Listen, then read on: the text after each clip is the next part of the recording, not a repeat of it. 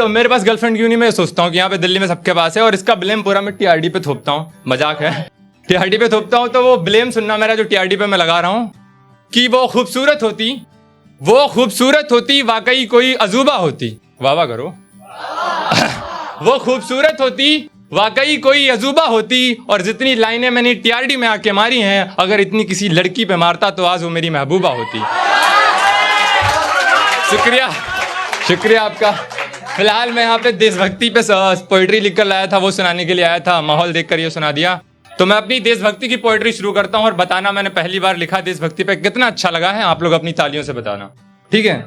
तो पोइट्री उस समय की है, मेरे एक मामा के लड़के हैं, उनके दोस्त जो थे वो पुलवामा अटैक 14 फरवरी को जो हुआ था उसमें शहीद हो गए थे। थोड़ा सा माहौल उसमें शहीद हो गए थे, तो वो जब सुनाते हैं उनकी कहानी तो थोड़ा इमोशनल हो जाते हैं, भावुक सा हो जाते हैं। तो मैं ये कविता उन भैया की जगह पे खड़े होकर उनके दोस्त को समर्पित करता हूँ। आप लोग सुनिएगा और बताइएगा कैसी है। मैं सभी महापुरुषों का सम्मान करता हूँ और पहली बार देशभक्ति पे ये कविता लिख रहा हूँ, तो अगर कोई गलती हो जाए तो क्षमा करना।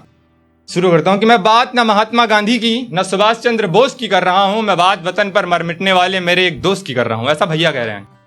मैं बात वतन पर मर मिटने वाले मेरे एक दोस्त की कर रहा हूँ कि कविता कानों से उतरकर सीने में आग लगा दे, कि कविता कानों से उतरकर सीने में आग लगा दे और वीर रस की धारा पकड़ ले अपनी लय। उससे पहले मेरे साथ एक बार जोर से बोलो, भारत माता की, भारत माता की।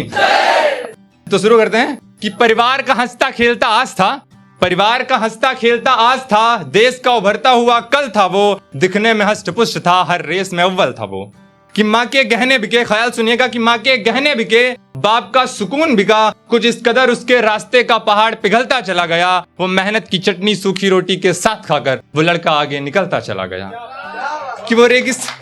कि वो रेगिस्तान के गर्म लू को, वो रेगिस्तान के गर्म लू को तुम्हारे सुकून के चाय की चुस्की, और सियाचिन के ठंडे ग्लेशियर को तुम्हारे आइसक्रीम के नाम लिखता है। एक सैनिक जब अपने ज्वाइनिंग लेटर पर दस्तखत करता है तो सिर्फ दस्तखत नहीं करता, वो उस पे अपने प्राण लिखता है, वो उस पे अपने प्राण लिखता है। बहुत शुक्रिया आपका।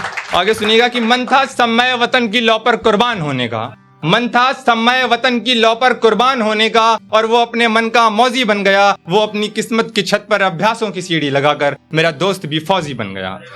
कि आगे सुनिएगा कि पसीने का हाथ पकड़कर जब वो सुबह अपने नींद और आलस को छोड़ने जाया करता था, एक लड़की उसे मिलती थी वहां जब वो सुबह दौड़ने जाया करता था।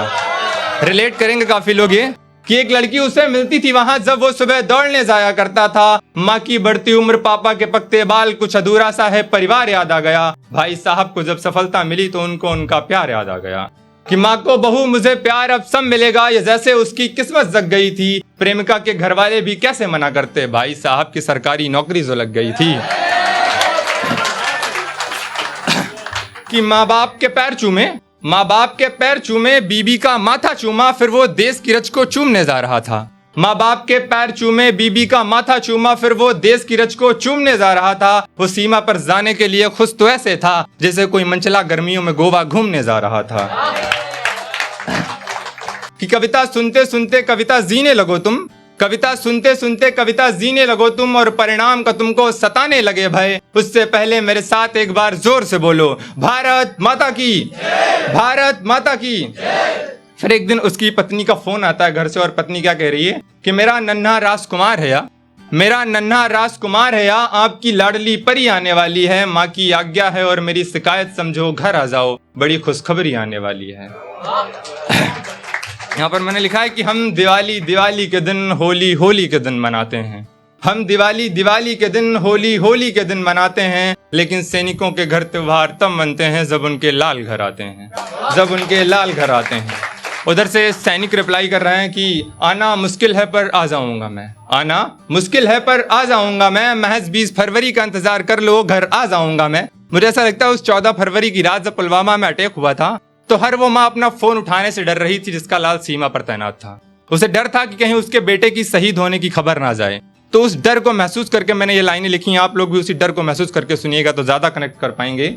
कि अब इसे कई बार ये होता है ना कि हम भगवान को भी कोसने लगते हैं कि भगवान क्या तू भी नहीं रोक सकता था। ये कुछ ऐसी घटनाएं हो जाती हैं कि अब इसे होनी कहें या अनहोनी कहें, अब इसे होनी कहें या अनहोनी कहें, भगवान भी न जाने उस दिन होकर कहाँ मदहोश बैठा था। आतंकी हमला हुआ उसी बस पर जिसमें मेरा दोस्त बैठा था।